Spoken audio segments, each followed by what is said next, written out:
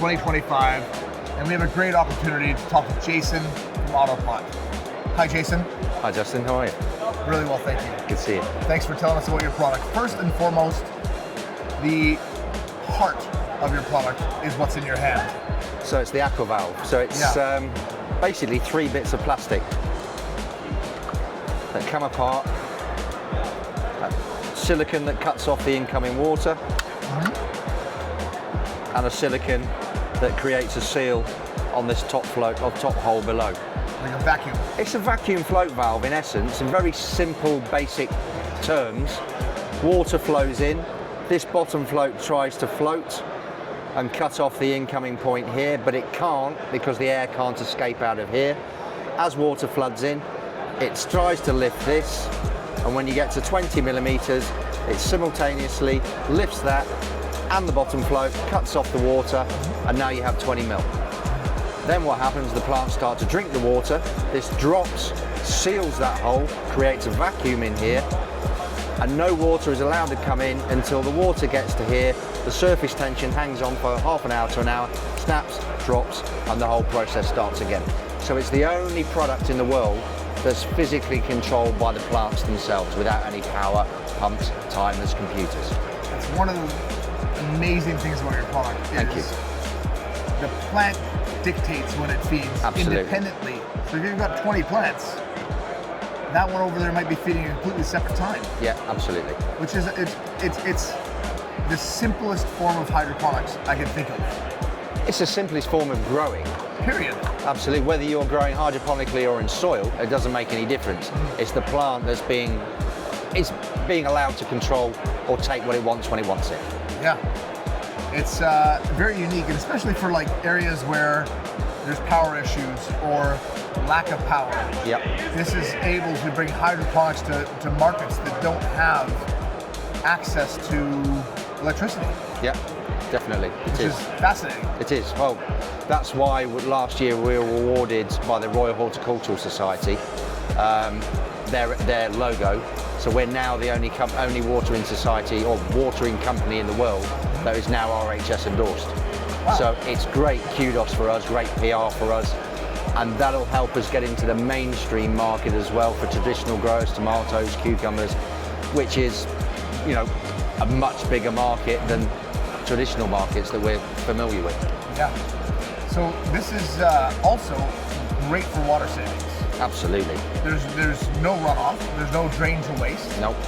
This is completely self-contained. Absolutely. So water comes in from the bottom through the Aqua Valve, consumed by the plant through capillary action in the substrate and the roots. Yep. And when there's nothing left, that action just starts again. So you're right. There is no waste of water, no salinity of the land altered. So yeah, that's one of the reasons why we won the RHS emblem, because of the water saving issues and the environmental aspects behind it. That's amazing.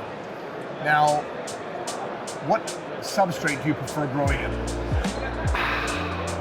I played with lots of substrates over the years. I mean, I've grown in Thailand in dead coral from the beaches, crushed it, boiled it, taken the salt out of it and grown a 20-foot tomato plant.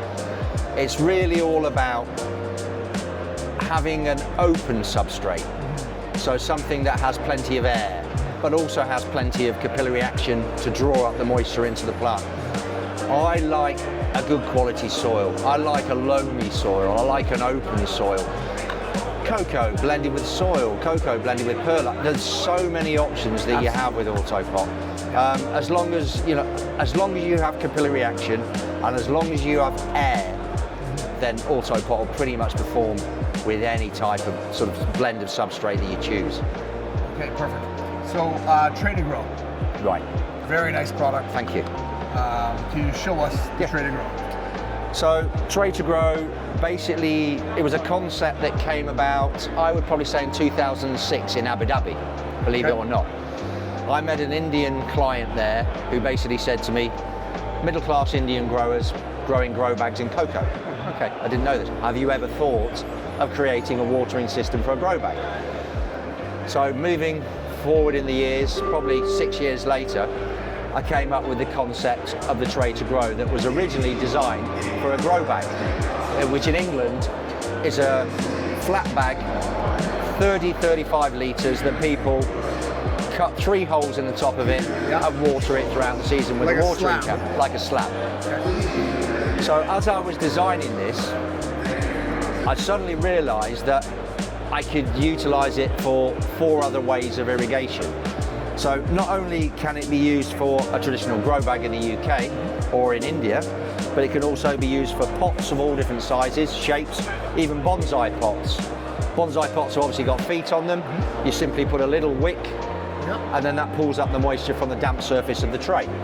You can use microherb trays. We've just created a smaller microherb tray so that people at home can have 8 different types of microherbs on their tray. You can do seed trays, and you can also do a planter. So it's the most versatile watering system that we have. And since the launch, probably 18 months ago, we are selling a lot of them. I believe it. A lot of them. I really like this for microgreens. It's very good. As a very simple, Absolutely. passive microgreens, fast, easy, set it and forget it. Yeah.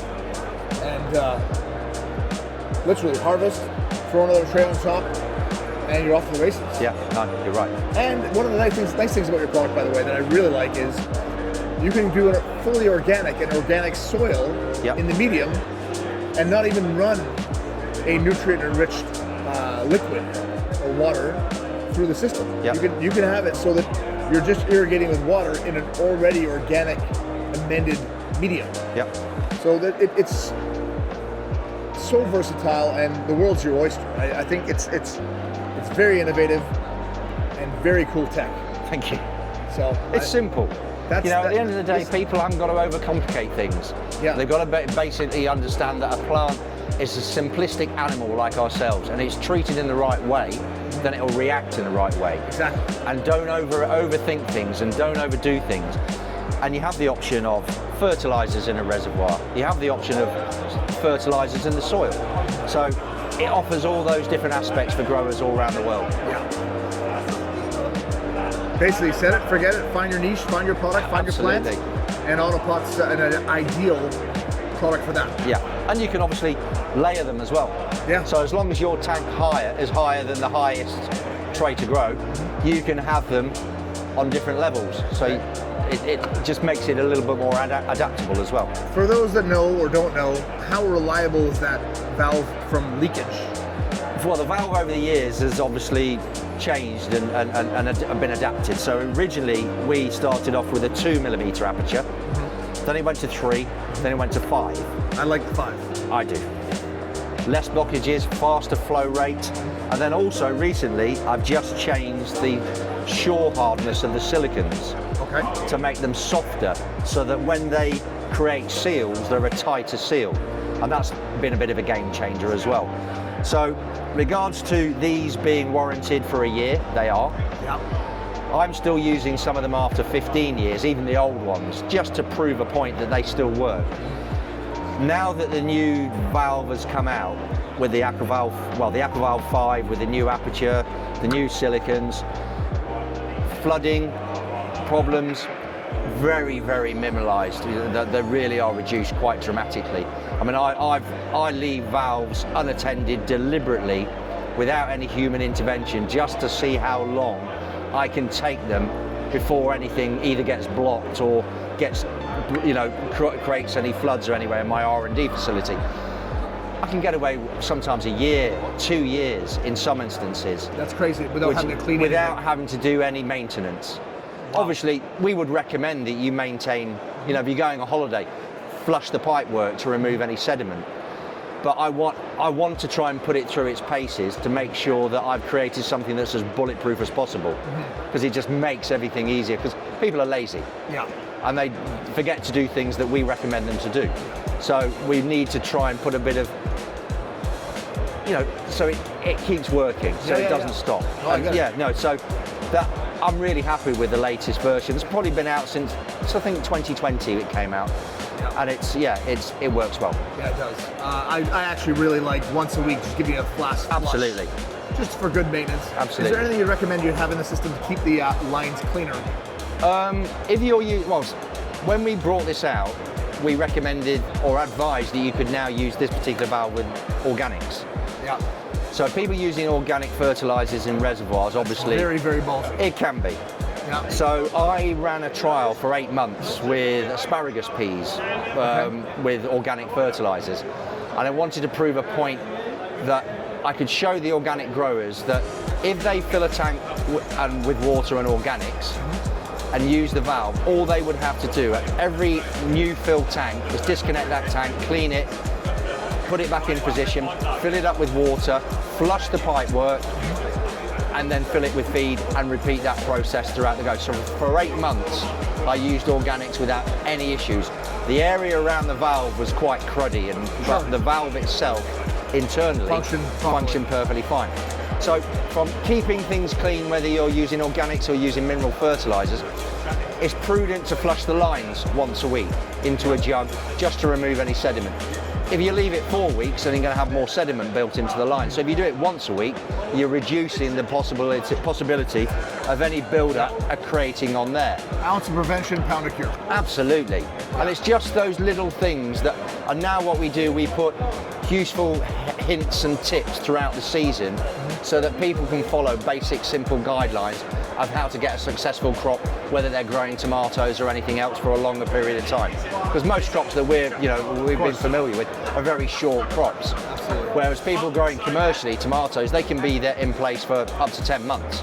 So it's prudent just to know those little tips so that they know, and they've got it from the horse's mouth, basically, which is me. Amazing. Thank you. Jason, where can people find out more information about AutoPot? AutoPot has quite a few websites around the world. There's www.autopot.co.uk. There's www.autopot-canada.ca, am I correct? Correct.